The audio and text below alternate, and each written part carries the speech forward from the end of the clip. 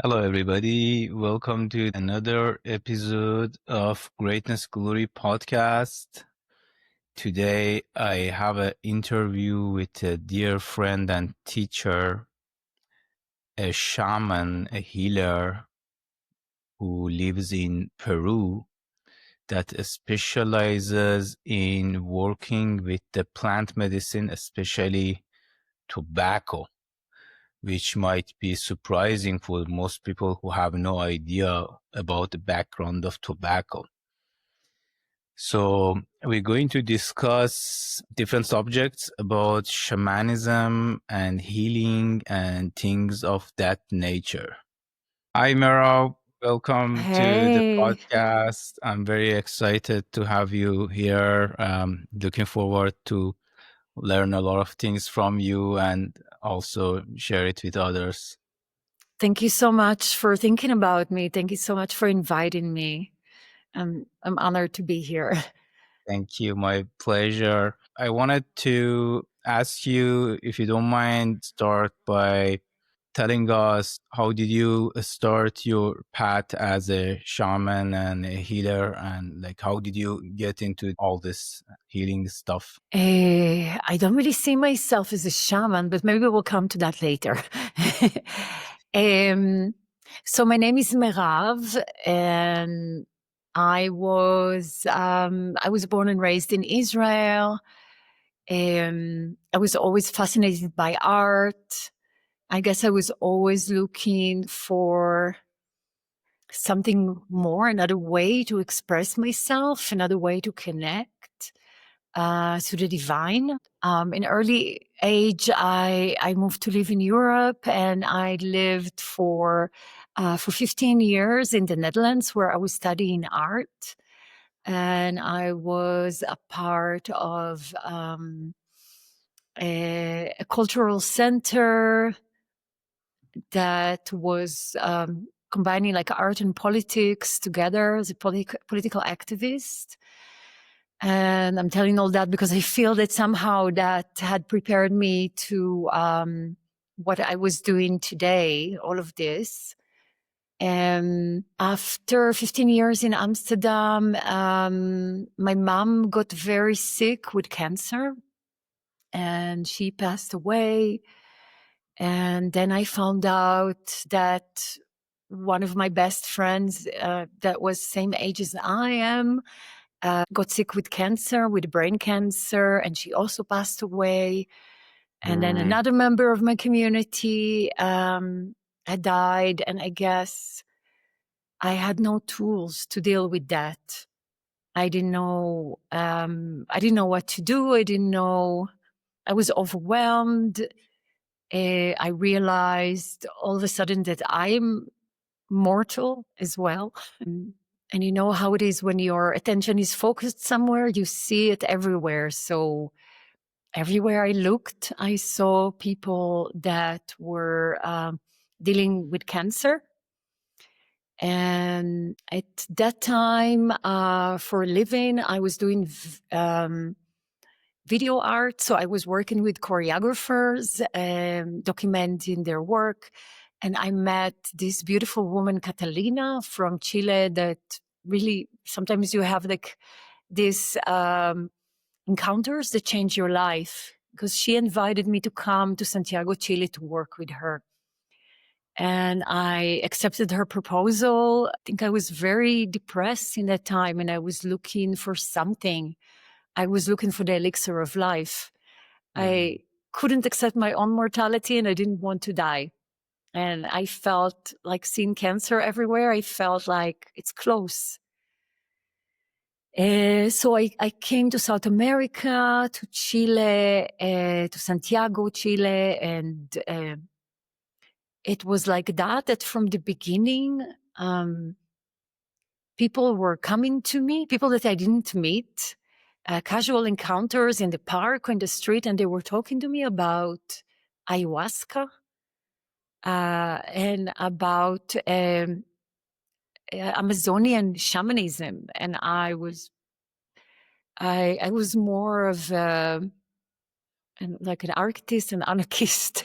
I I didn't really know this world, and I was really surprised. Also, people talking to me about going to the jungle to receive healing, and I'm in this really big city with skyscrapers, and it was in a big dissonance, right? What they were talking to me about, and the landscape around me.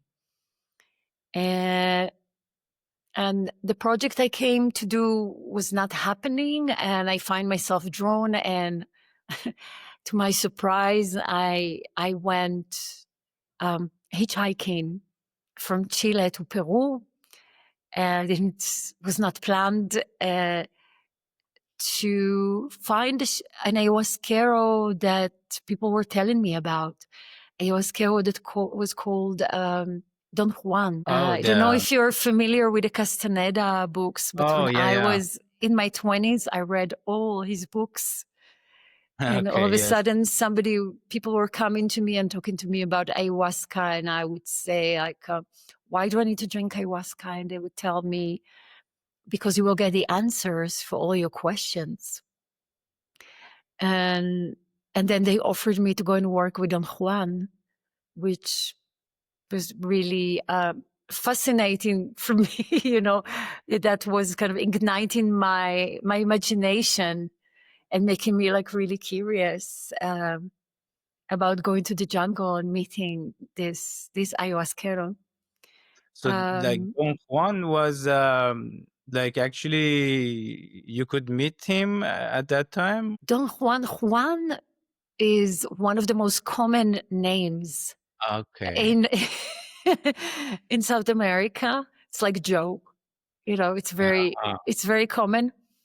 Uh, so they recommended me an ayahuasquero that had nothing to do with Carlos Castaneda, okay. that lived in Iquitos area and was working with ayahuasca. And this is how my journey began.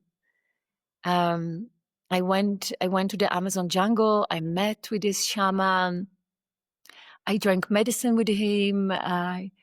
I wasn't really aware of the processes that are happening with me.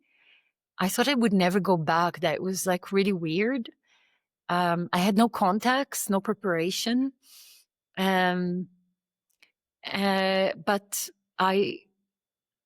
after coming back home, I felt better. I felt transformed, and I kept coming back. I kept coming back to the jungle for more healing, for more knowledge, until I met my teacher, which was maybe 3 years after that. My teacher is a tabaquero. His name is Ernesto Garcia Torres. So I am a student of lineage of tabaqueros that is called Mamancunawa. That's the name of the lineage. I was trained with Ernesto for 3 years, and in total I stayed with him for 7 years in Iquitos, in the Very Amazon nice. jungle.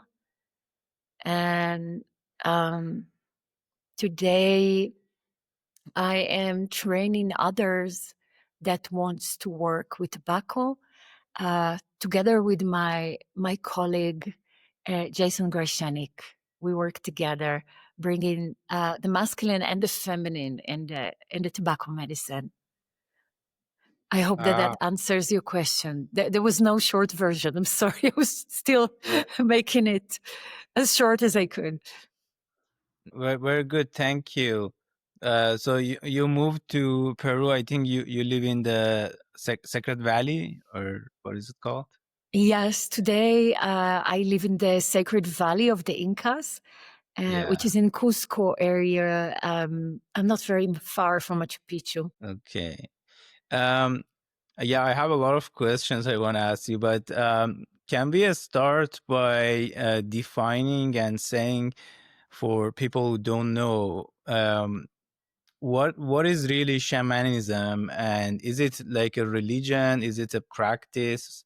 How do you define it? Because we have also different traditions. Some of them might have some theology, I guess, but most of them they just like work with the nature and plants and so on. If you can explain for the viewers a little bit, I appreciate it. There are many healers that work in different levels.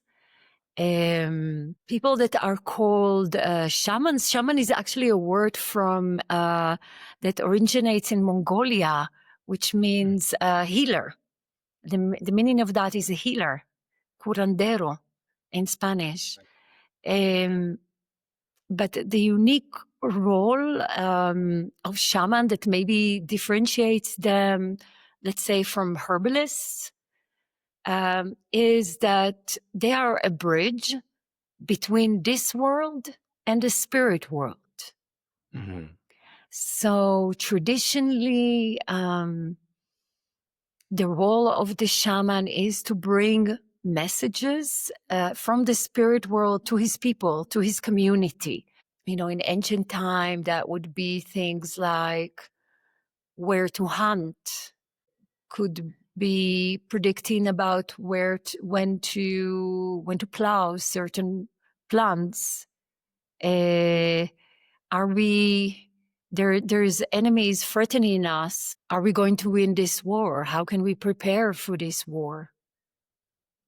So there are many ways to work with plants, and one way, the way that I was trained in, is connecting on the spirit and soul level. So when we work, for example, with tobacco or with other master plants, we work in a holistic way, Okay. relating to the physical body and all the gentle energetic bodies, such as the emotional body, the mental body, and which we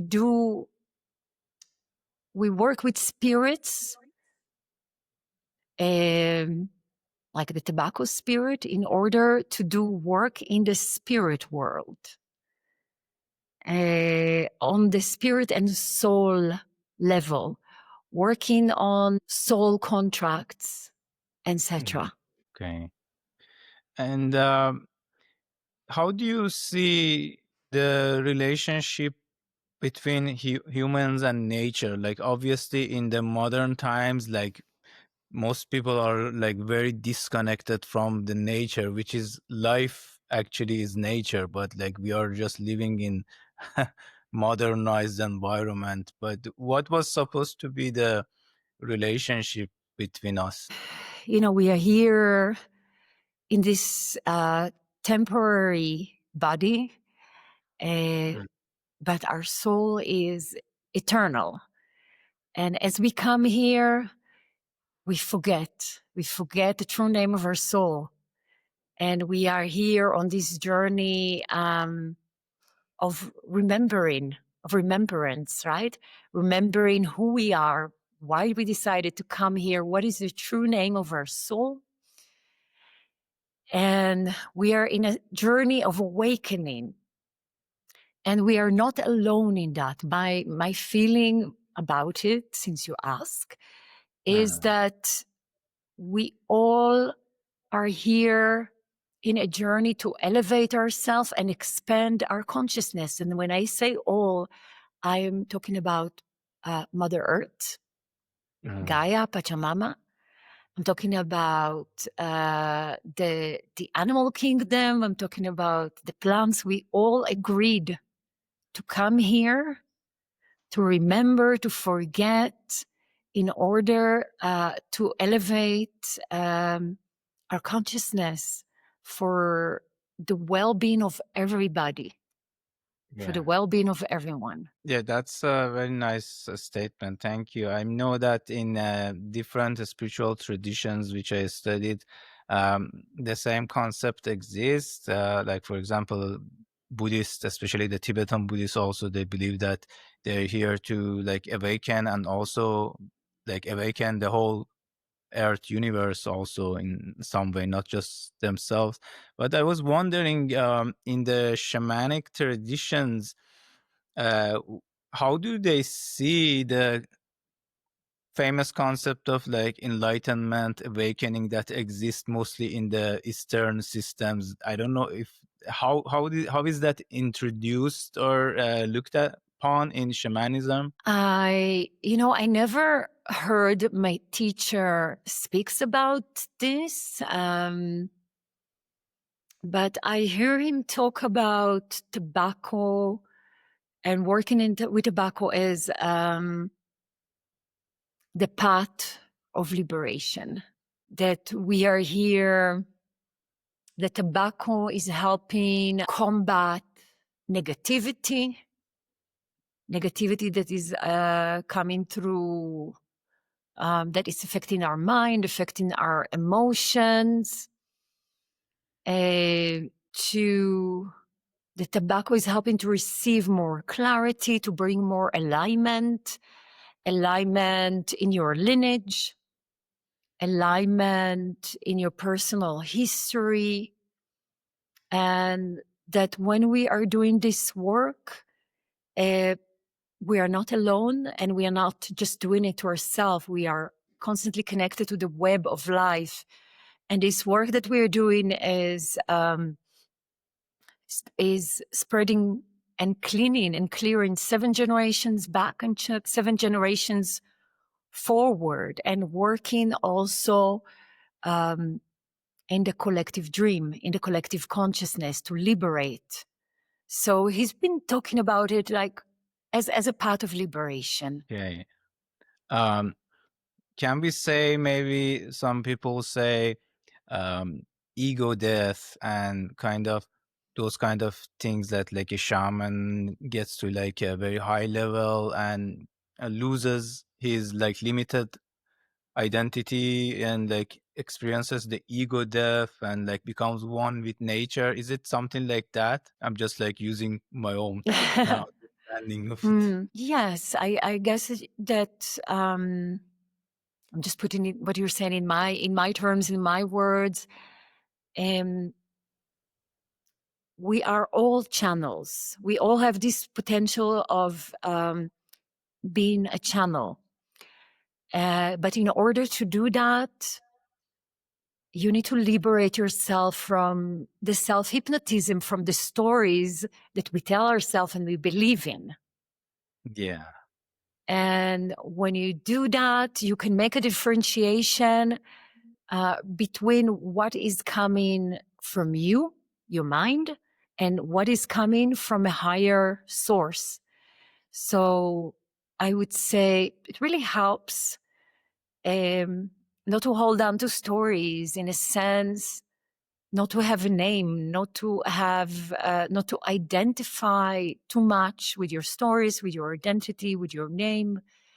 And that allows you to be a hollow bone, a clear channel when you are working with others. So when I said I don't see myself as a shaman, I meant also to say I am only holding space in these places. The healing is going through me. I'm a vessel of something larger than me. And to be able to do a vessel, it's an ongoing process of letting go, letting go, letting go, letting go. Okay, that's a very nice way to putting it. And also I understood when you said like I don't see myself as shaman. I think any real guru, real shaman, real whatever, they don't say, oh, I'm a guru, I'm a shaman. Like they're just a channel. Like we are nothing We are else. just a channel. Yeah. Yeah. Yes. Yeah. No, it's true. It's just this channel. And when you do like the healing work using tobacco and like other tools and plant spirits and things like that, can you describe like a traditional like shamanic healing ceremony what's happening with the people there. Okay, I just want to clear with you that you're asking what is happening in the tobacco ceremony. Like in the healing work, can you describe the process, like how the things are happening, what is happening there? Okay, so when somebody's coming to me and they need something, I would do like a diagnosis, which is a way to read the person's energy to see maybe I could see something about there's something that is misaligned, that needs to be realigned, something open that needs to be closed. So I am trying to understand what is the nature of the work that needs to be done, and then what plan will serve the best to do that. So sometimes it's coming through experience, and sometimes it's coming through channeling. Like there is a plant that is coming forward and he's saying, I want to participate. I want to take part in this. And if the person, for example, needs to work with tobacco and needs to work with tobacco in the form of a ceremony, I can say about the tobacco ceremony that it is a strong cleanse, both on the energetic and physical levels. So when we clean like that, we feel so much lighter after that. And we feel clear. We feel really clear and energized. And then it's easy to make decisions and to walk forward, to advance. So when we talk about tobacco, we say tobacco is unique because it's one of the only plants that is teaching us how to walk the earth.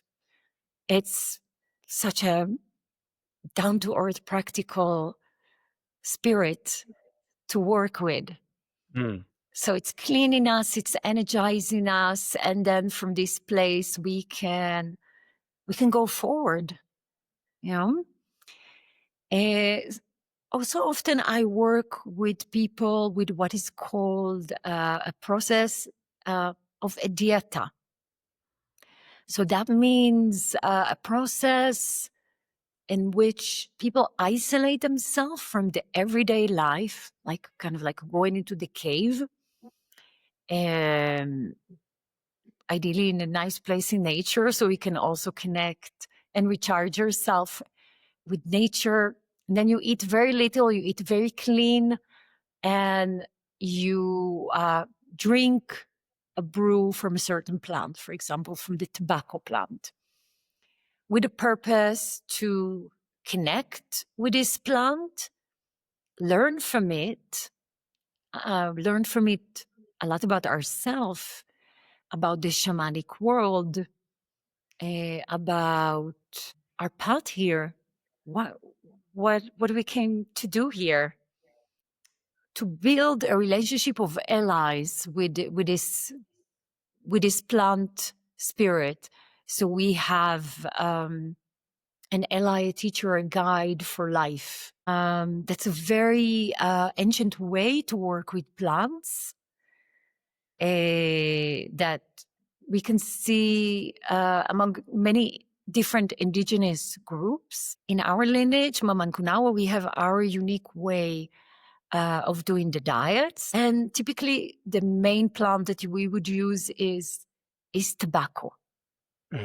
So even if we go to diet a tree, whether it is olive tree or if it's a jungle tree like Chisanango, the energy of the tobacco will always be a part of that, and the tobacco will be the main teacher guiding the process. Yeah, very, very interesting thing about the whole tobacco. I first came to know about tobacco Maybe about 15 years ago, I was working with a shaman teacher at that time, and he was also like a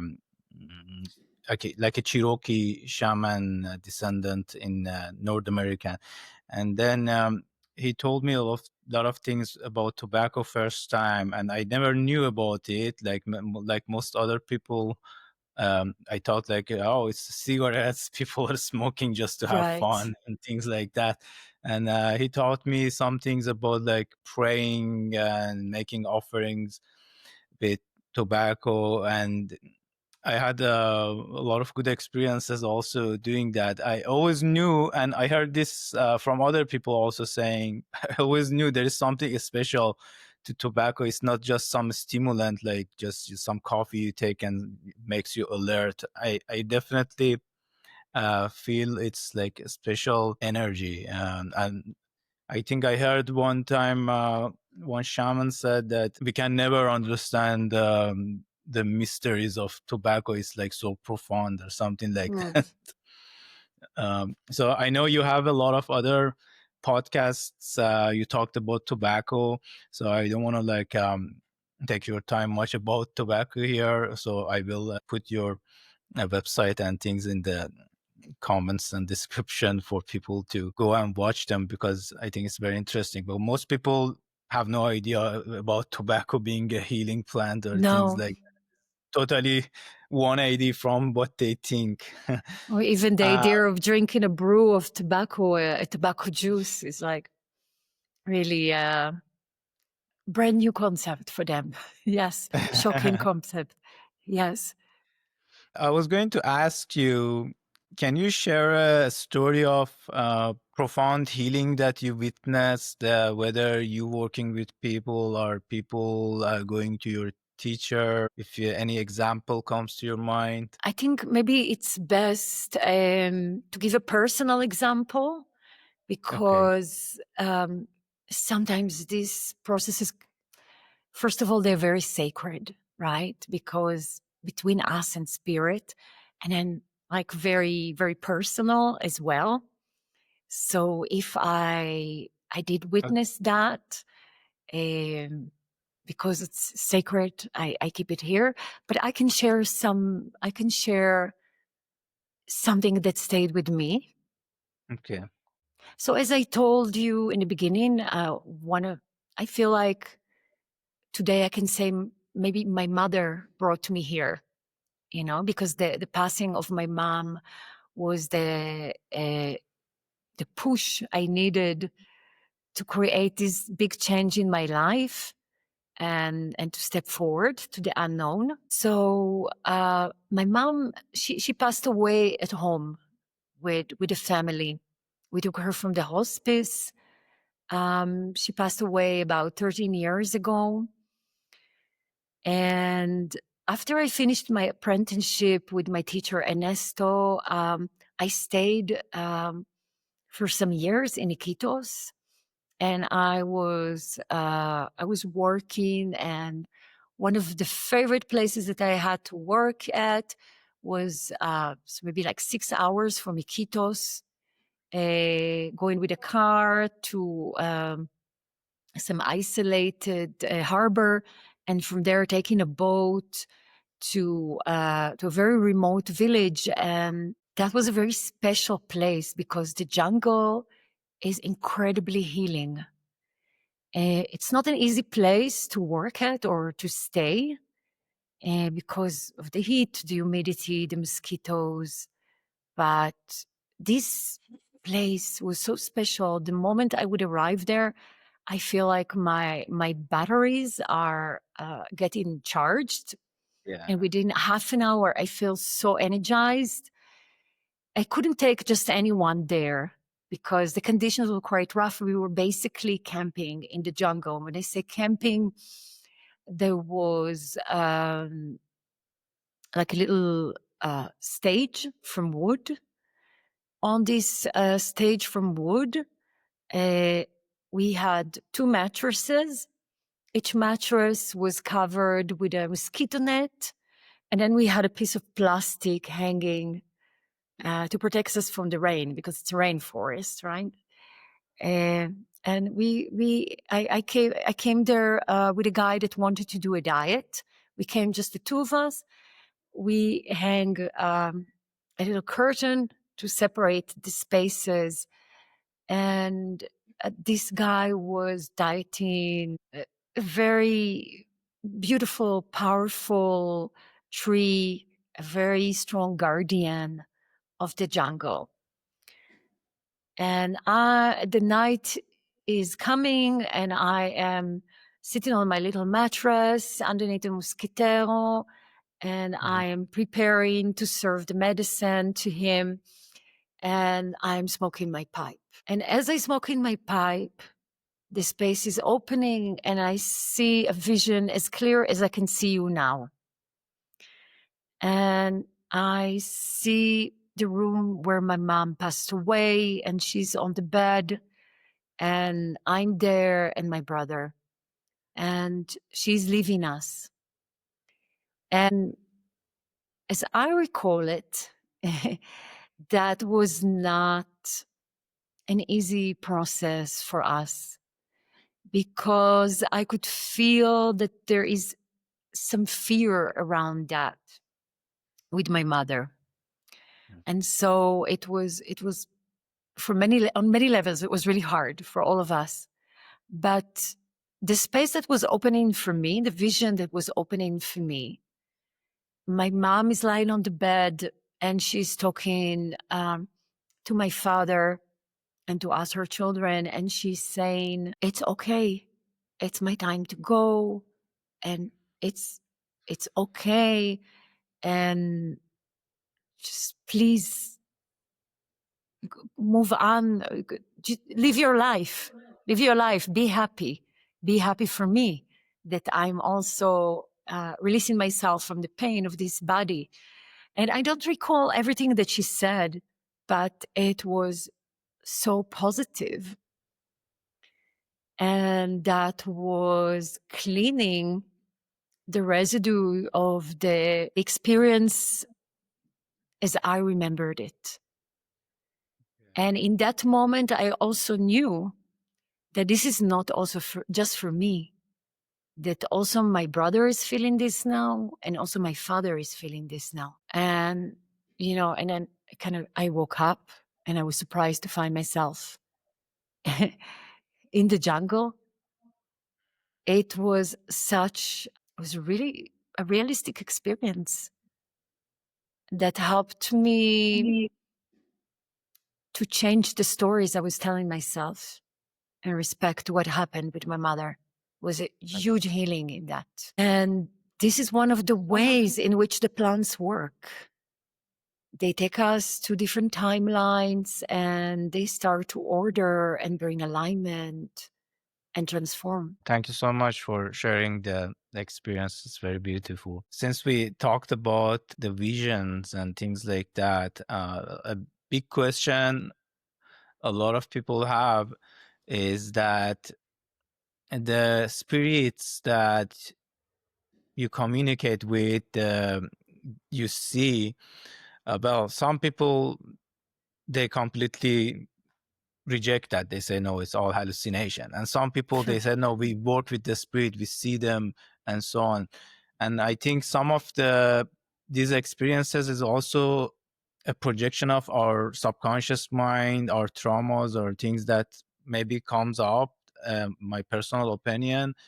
How do you describe like seeing the spirits?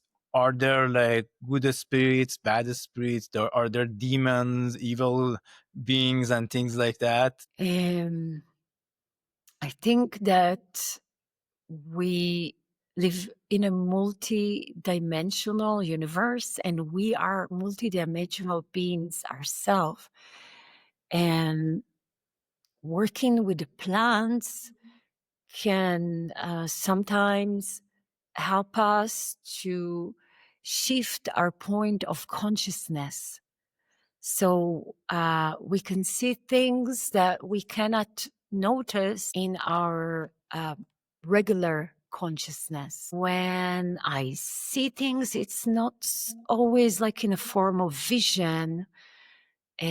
Sometimes it comes through other senses, like smell, or like through sounds. What you're saying is related, in my limited understanding, maybe more to dreams, but not things that I experience in my awakened time, unless I have some kind of psychosis or something, Yeah, these are things that I guess you need to be aware that they're there to even notice, to see them.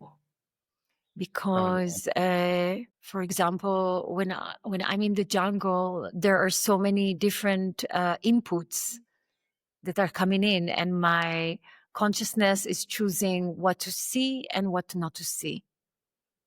And maybe things that I don't want to see, or are too overwhelming for me, or I'm not aware of, are things I cannot see.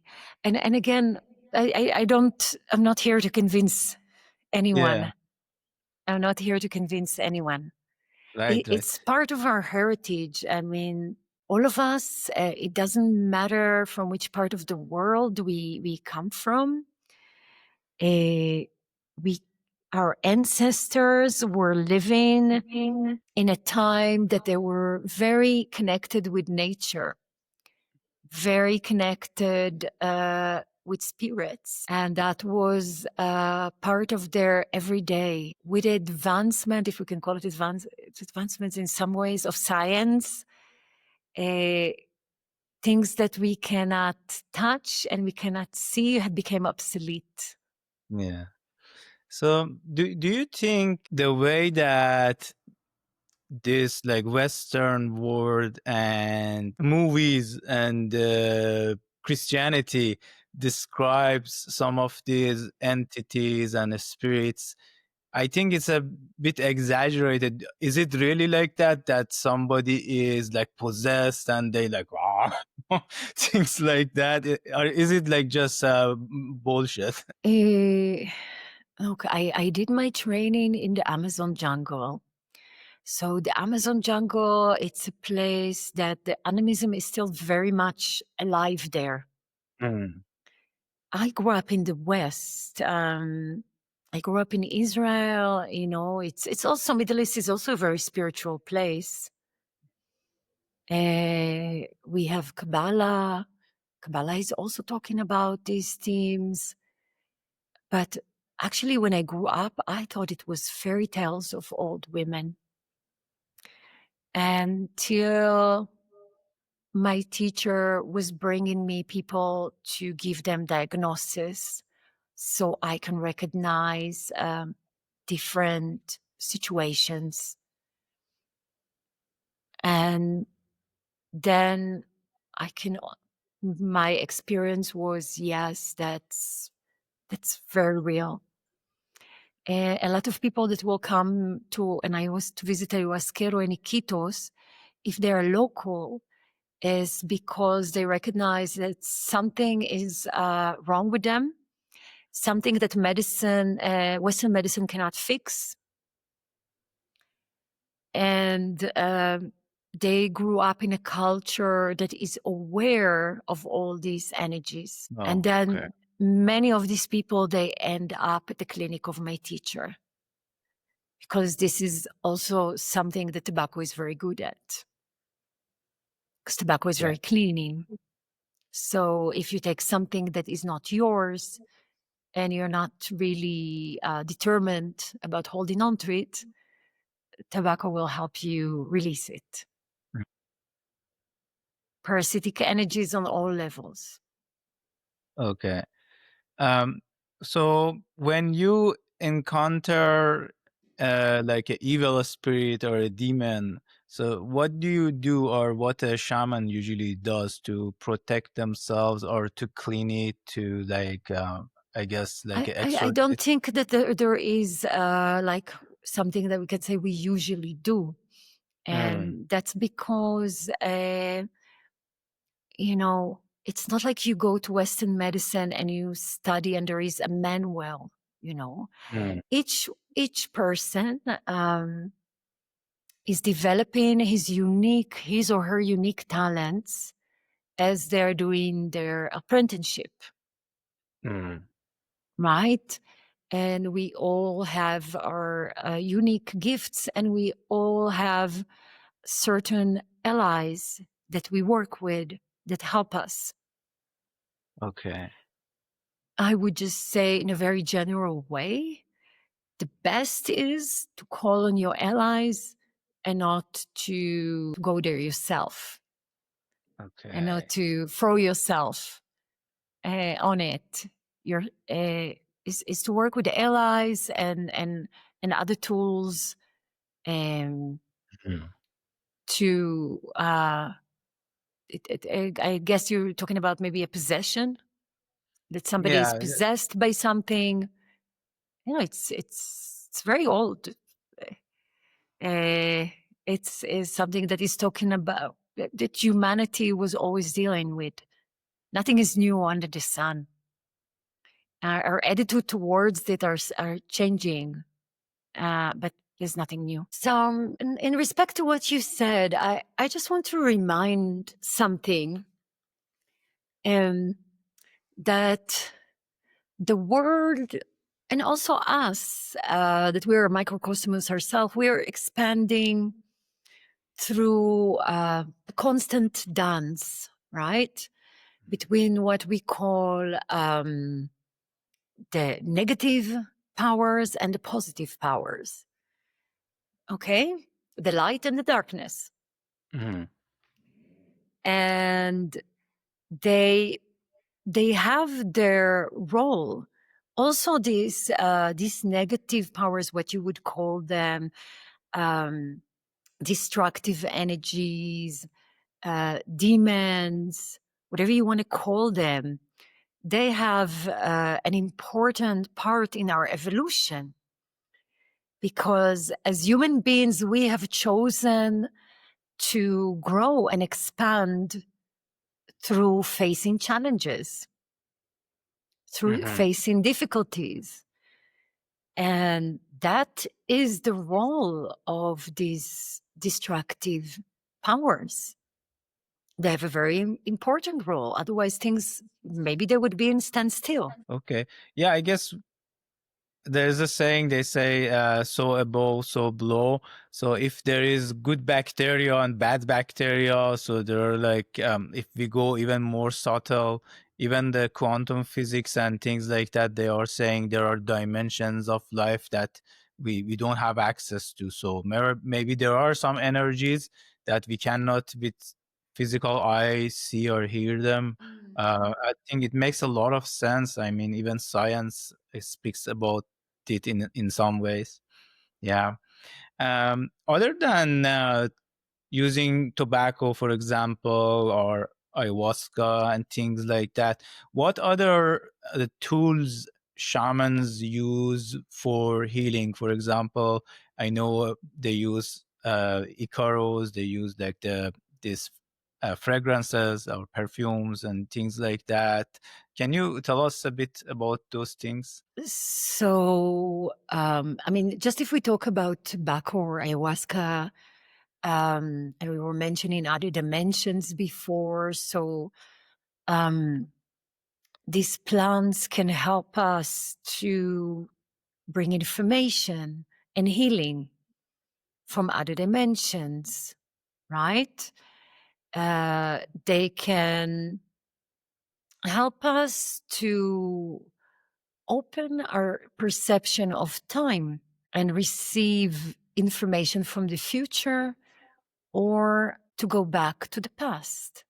For example, it's very typical that people, when they lose something or something is stolen from them in the jungle, they would go to an ayahuasquero, and they will ask him to find if it's the cow that got stolen, or if it's the wedding ring that disappeared. Mm. So I feel that the main role,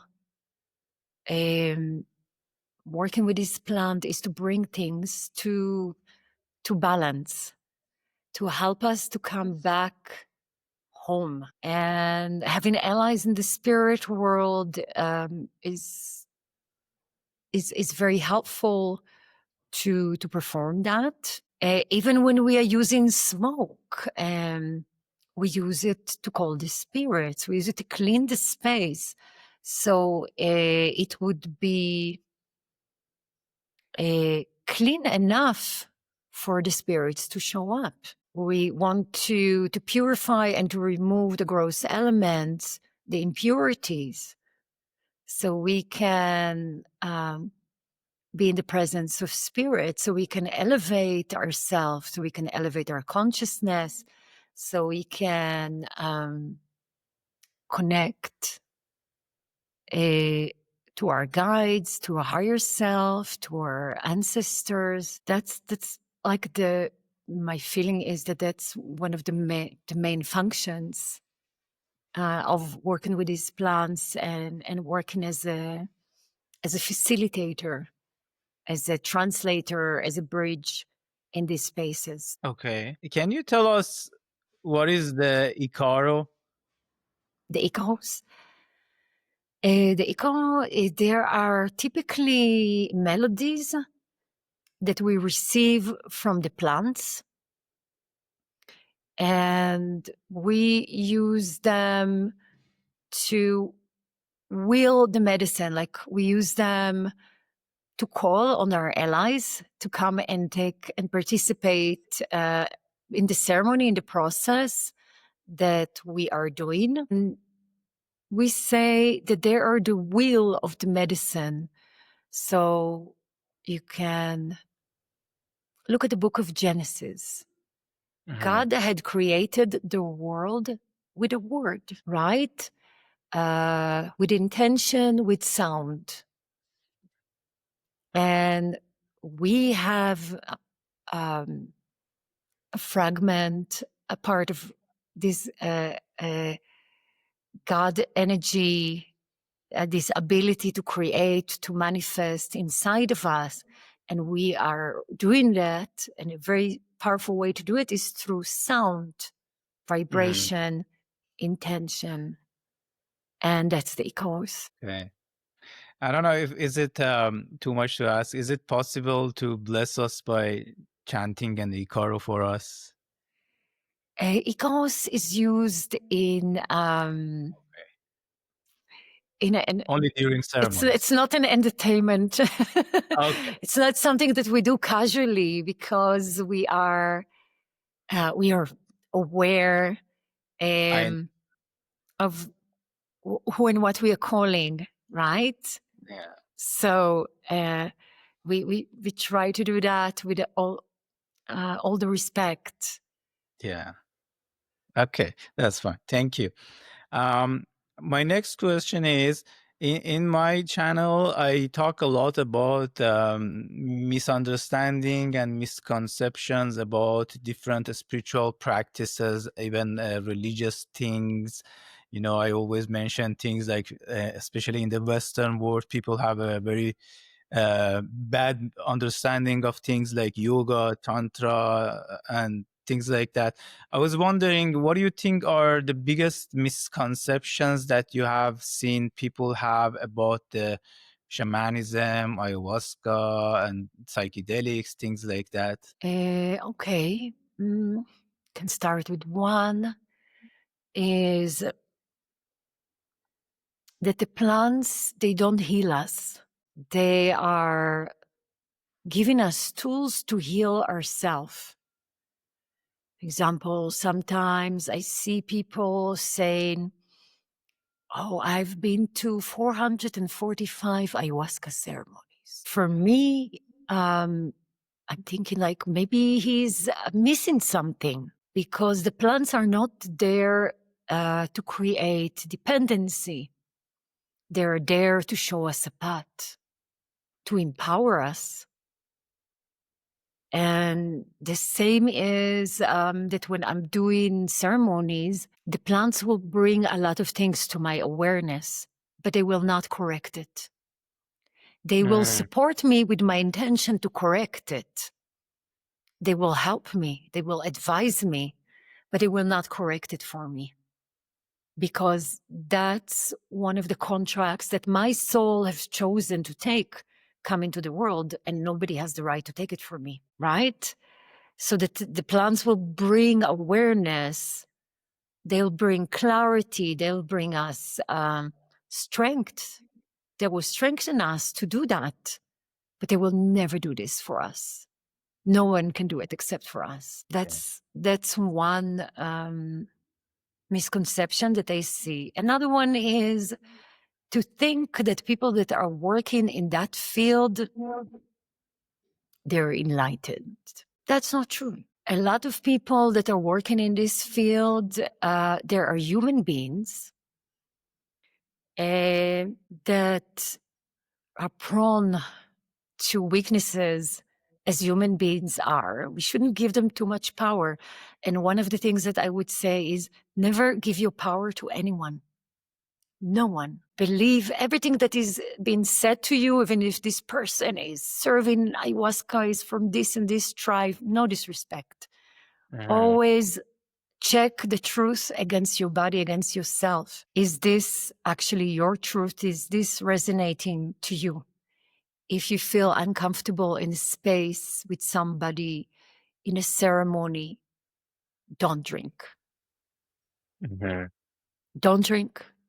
Get out of there. Honestly, get out of there. A lot of people are giving their power away, their voice away. Don't do that. Your voice is important. Your opinion matters. And trust yourself. Listen to your intuition. Act according to your truth. And also with me. If you come to drink with me and something doesn't resonate with you, you can talk about it. You can disagree. Don't have to take anything that I said here as an absolute truth. So, yeah, I think these are like big things, for example, in this world. People giving their power away, people giving their voice away, not listening to themselves, and not taking responsibility for their behavior, for their actions, for what is happening in their lives. Because like my friend said here, as above, so below, as within, so without. Things are not coming to us for no reason. We are not helpless victims of circumstances. No. If something happening in the outside world, there is a resonance in the inside. In the relationship to the self, in the dialogue with the self, something worth exploring. So, yeah, I encourage you to listen to yourself. Thank you very much. That was actually very profound. You said don't assume that there are like enlightened shamans or things like that. And previously also we talked about the shaman's intuitive capabilities. And I'm a big fan of intuition and developing it because that's really the thing that makes a huge difference in our life. I also talked about it in my book and some other places. And I want to know, first of all, obviously there are also good shamans and evil shamans. I think in Peru, there are like some shamans that they do kind of things like black magic kind of stuff to take Manipulation. advantage Yeah. of others, right? Manipulation. Yeah. And then these two things are connected. So I just wanted to ask your opinion from the shamanic perspective. How can an average person work to practice to develop his or her intuition, whether it's about knowing if this person is a trustable person or if I should do this or shouldn't do that, or any decision in life? How would you suggest we can develop our intuitive capabilities? I guess you can say that intuition is coming from the higher self. Maybe you can call it also the oversoul. the aspect of us that can see everything, right? That has the overview of everything. And in that respect, I would follow my heart. I would follow my passion. I would follow the path of highest excitement. And in order for my higher self to continue to communicate with me, there needs to be some kind of collaboration. If my higher self sees that I am following the advice that it gives me, then it will continue, that I listen, it will continue to work with me. If I don't listen, maybe it will become more and more difficult to hear its voice. Does it make sense? Yeah, I'm guilty. I'm guilty of that. That so many things, I see so many things, but I guess I ignore it out of ignorance. Um, how do you say one can make also differentiate between the voice that's coming from your ego and the voice of the higher self? Most of the time, when I receive information from my higher self, I can tell that because it's unpredictable. It's maybe something that I didn't know. It has a distinct color. These messages, a different color. Okay. Is it more in the form of like a feeling or a sound? And I think I heard it's different for different people. Some people are more visionary, some people are more like feeling. Is it like that? You mean the connection to the higher self? How do you like receive those information? Is it like a feeling? Is it a sound? Is it a vision? Sometimes it's a knowing of the body, that the body knows before the mind understands. And then there is like this feeling in the body. And then there is like,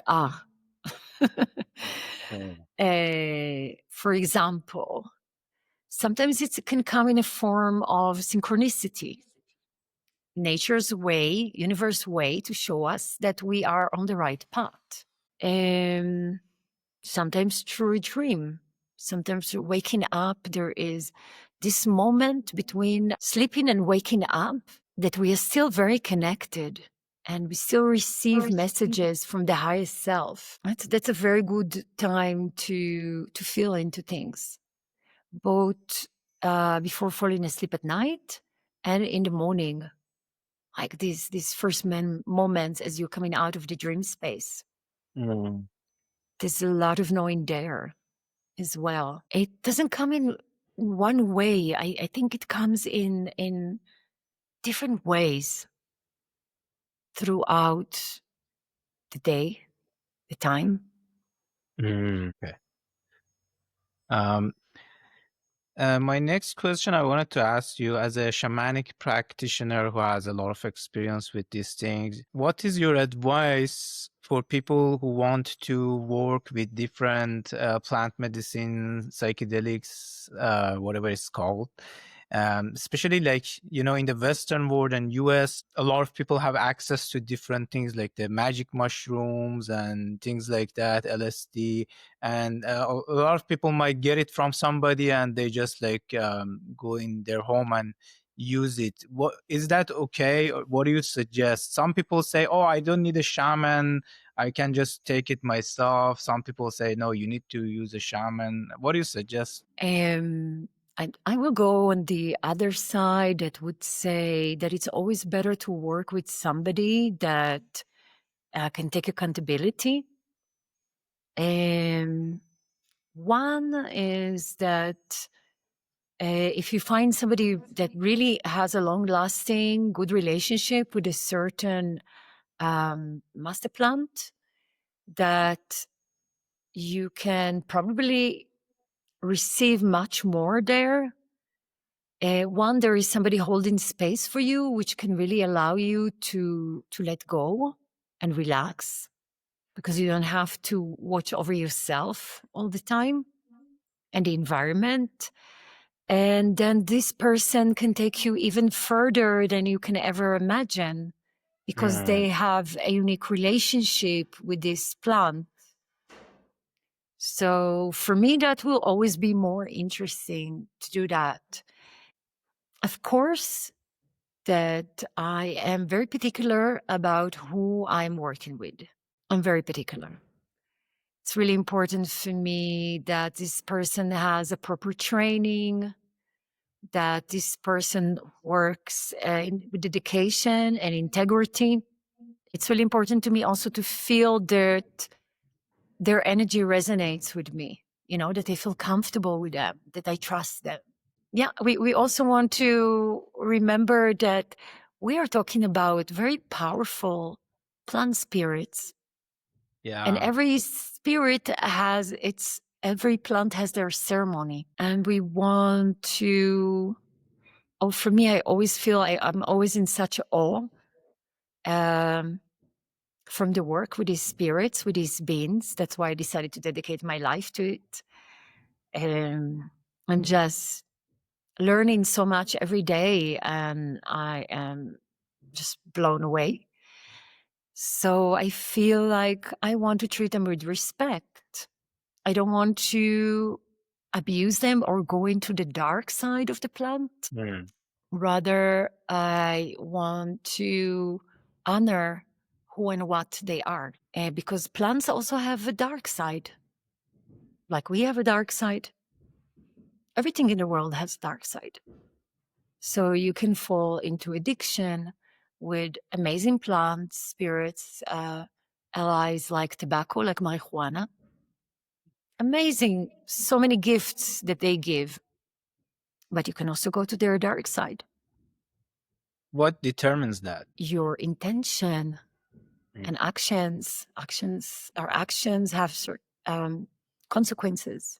Is it enough to just have a spiritual intention and then smoke cannabis and tobacco, just say, oh, my intention is to connect to God, or is it more complicated? I think that intention is a lot.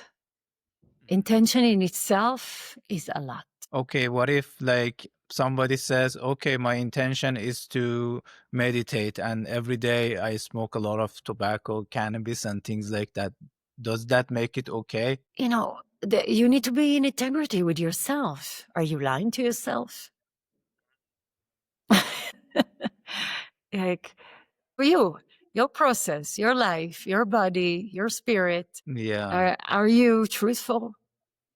Of course, we can be in a state of illusion. We can manipulate ourselves. We can lie to ourselves.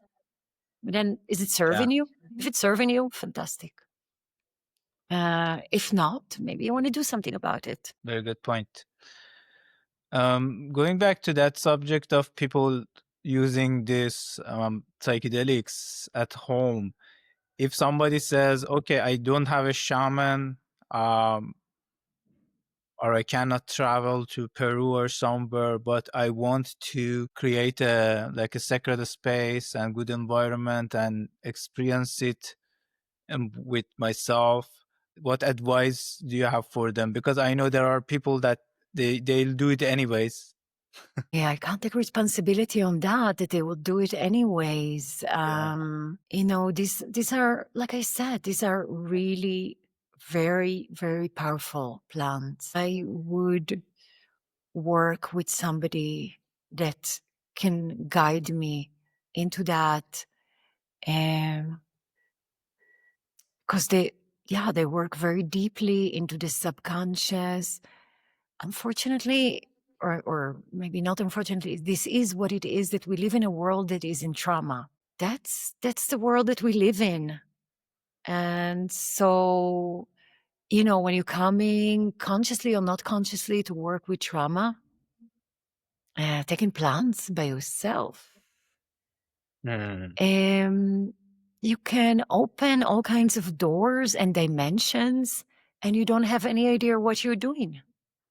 And then Yeah, in the that end, you will end up with a shaman, at a shaman or a healer or ayahuasquero or tabaquero, whatever, because uh, because somebody will have to help you to close that.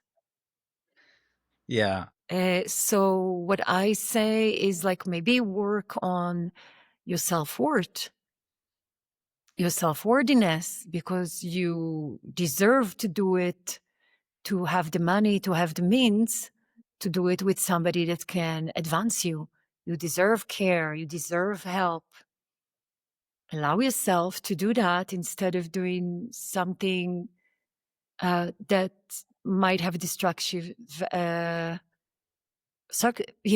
results, that might harm you. And maybe this is your path. Maybe you have to go there in order to end up in a retreat center or with a teacher. Maybe it's part of your path of allowing yourself to do that, but you have to put yourself in an extreme circumstances to go there. yeah. And I think that was a Do it actually in very good. Don't do it in bad, from a bad place. Do it from a good place of, hey, I want to take care of myself. I want to learn more of these plants. That's my inherent right as a human being. That is my right. And I'm going to find, and the means to do that will come to me without a struggle. Yeah, thank you for that advice. Actually, it was very interesting that you also mentioned self-worth. I never thought about it in that way. Yeah, so a lot of things I think people do. It's subconsciously coming from that self-worth thing. Yeah. I wanted to ask you, other than working with psychedelic plants, what can you teach to people in terms of like shamanic principles and teachings? How can they apply these teachings into their lives to be at more harmony, at peace? Any specific practice which you can suggest, which can be done for everybody? For me, it really helps to acknowledge that everything around me has life and intelligence in it. And so I can go and sit with my friends, the trees, if I need any advice or I need to understand something, or just because I enjoy their company. And I can bring something, maybe tobacco, maybe coca leaves, maybe cacao, something to share, to give, to show my appreciation. And I can do that with the mountains, and I can do that with the water. And that starts to open these very subtle communications and connections that makes my life magical, more magical. Okay. When people communicate with nature, everybody knows that for some reason you feel great. And I think these methods, whether you call it shamanism or whatever, it's just a way to connect to that energy of the nature. What can we do to connect more to that life force, the energy of the nature, to bring more of that magic into our lives? To be in nature, to go and stay and sit with nature and just be, right? And listen, to allow the time for that, even if it's 15 minutes a day, but to allow the time for that in our life.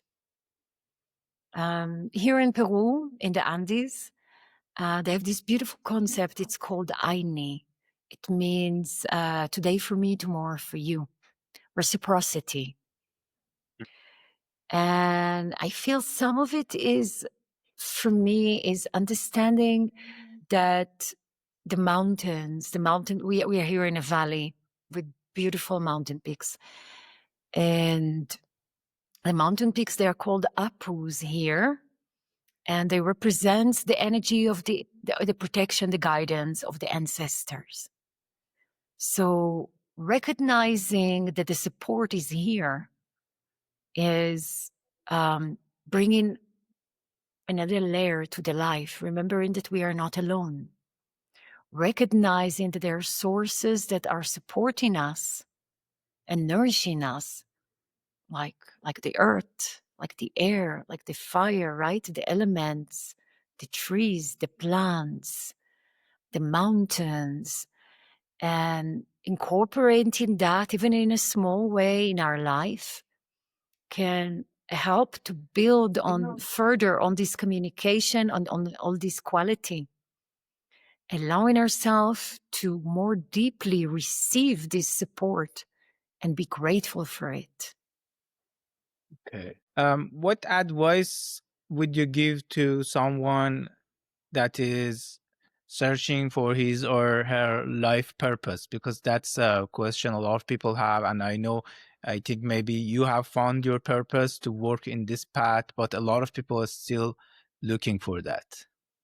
You know, in the ancient times, or maybe even not so ancient, we used to have a process of initiation. That a process, a ceremony that is initiating us to be an active member of society, to find our place as men, as women. And these ceremonies are coming back now, you know, big time. That's why we're doing initiation, because it doesn't have to be with plants that change your consciousness. You can also go on a pilgrimage somewhere, right? Leave your phone, go to hike a mountain, go to sit in a sacred site, challenge yourself in a certain way, listen. I believe that these ceremonies, they're really a very important part of society, to have people that are happy, that are living from a place of passion, that are motivated, that love their life, that love their destiny, they love what they're doing, and live off this place, you know, this place of joy and gratitude. If you were to leave one advice for the future generations, what would you say? Just one advice, huh? I would just say your voice matters. Make your voice heard. Can you elaborate? Oh, I guess it's just building on what we were talking before when you asked me about certain misconceptions in the shamanic world, but it's not only in the shamanic world, it's also in the everyday. As we grow up and become adults, we take on sometimes we take on beliefs and ideas that are not ours in order to fit in, not to rock the boat, to avoid conflict, so people would love us. And I feel that one of the most important things we can do here in this world is to be ourselves, our authentic self. There's nothing more important than that. And in that respect, speaking from our authentic voice and making our voice heard. To be an independent thinker, I guess. If this is who you are, then yes. Yes. Yeah, we borrow almost everything from the culture and environment and things like that. I think we need to go back within to see what really reflects with us instead of doing what society does in some way. Yeah. Yeah. Not to erase ourselves in order to be deserving of love or to fit in. Well, I think that's all the questions that I had in my mind for today. And I'm really honored to talk to you. I appreciate your time. I think I was transported to um, Peru in the Sacred Valley. I feel the energy of that place talking to you. Before we finish, I was going to ask you if you can share with people how they can reach out to you and the type of services that you offer if they decide to work with you later. Thank you. The best way to reach out to me is through my internet site, that is tobaccodiets.com. I usually have my site updated with upcoming events, retreats that I organize. I am working both in Peru, North America, and Europe, but mostly I'm in Peru, in the valley, and I am training people that wants to serve tobacco. I have a school of such together with my colleague Jason Grishanik, and we also offer all kinds of processes for healing, both on a soul level, emotional and physical, working with different plants from the Amazon jungle with the medium of tobacco. And in the last years, we also started to work with European trees as medicine too, like the oak, the birch, the elder, the olive, apple, etc. And yeah, and there's more good things. Like now I'm taking a group in December to learn about how to cure tobacco. So I'm taking them to a family in the Amazon jungle that has been doing the process of curing tobacco, the process of turning fresh tobacco to the brown leaf tobacco that we know that can be preserved and lasting for years. We are taking people to this family to learn with them about that, and also to get to know the various master plants trees that we are dieting, that we are offering in the dietas. So yeah, a lot of things that excites me that come out. Okay, thank you so much. Thank you everybody for listening, and till next episode. Thank you so much, Yitzhak. Take care.